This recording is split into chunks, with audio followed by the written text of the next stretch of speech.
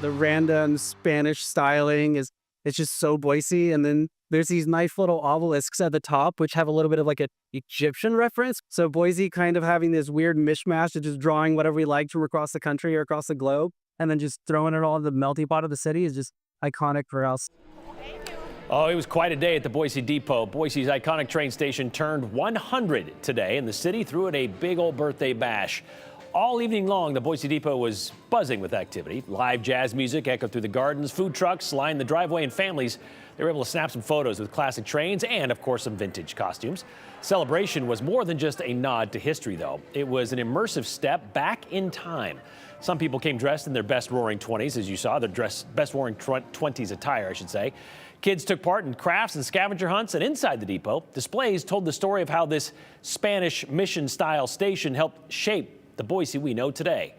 The depot first opened in 1925 as a stop along the Union Pacific Railroad line, welcoming travelers from across the country. For decades, it was a symbol of connection and progress.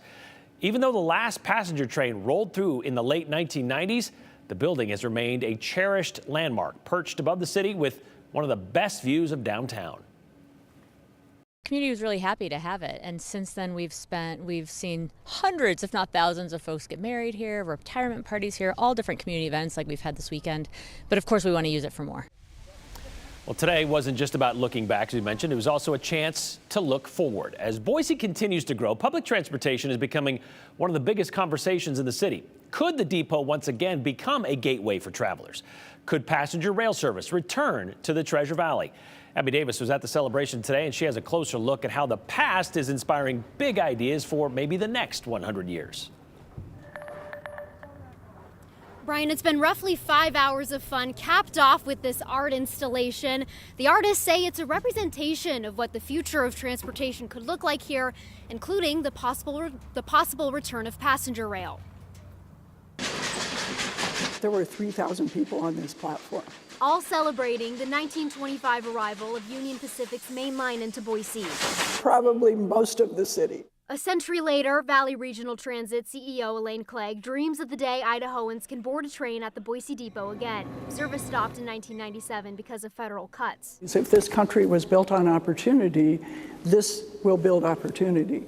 And so that's why I believe in it so deeply. Clegg's historic confirmation to Amtrak's board earlier this year signals hope for Southern Idaho's passenger rail revival. We've had some great conversations about what it would take to really lean into expanding the national system again. The 2021 bipartisan infrastructure law is helping turn those words to motion. It opened up funding for the federal government to explore adding 15 routes, 2 of which would run through Idaho. Clegg says the city of Boise is also leading an effort to study and develop a service model for the region. The Corridor ID program, if the city is successful, is designed to put us in that pipeline. So we're ready to go, shovel ready, build it tomorrow. Oh, I didn't know that. Oh, okay. I have a lot of hope that it will come to pass. Jennifer Stevens is Boise's Arts and History Director. I believe that it serves both a utilitarian function for the residents of Idaho and of Boise, as well as being something nostalgic that people can look back on like I do. So I look forward to the day that I'll be here not to do an interview, but to get on a train, and I believe that day's coming. In addition to Amtrak, Clegg says she would like to see Valley Regional Transit run regional rail throughout the region. So, Brian, there are a lot of big plans here, and it'll be exciting to see what's on the horizon these next 100 years. And speaking of that, they put together a time capsule today that they're going to put in the Platt Gardens out front. And so they plan to open that on the 200th anniversary coming up again in another century. Thank you very much, Abby. You know, our 2A team did a whole special today dedicated to the 100-year celebration of the Boise Depot. You can watch that on our KTV Plus or on our YouTube page.